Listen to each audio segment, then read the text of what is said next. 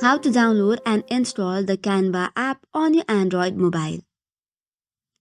Hello everyone, and let's get started.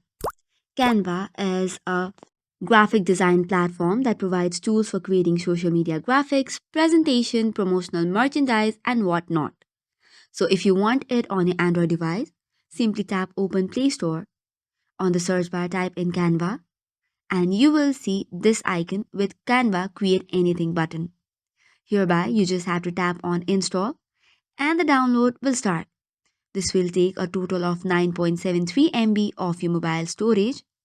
Once the download is completed, installation will automatically start. Once that is completed, you can now tap on the open button. Once the open button is tapped, you will then be directed to the Canva application and you can easily use it. So this is all for today's video. For more such contents, do not forget to hit the like and subscribe button. Thank you and keep watching.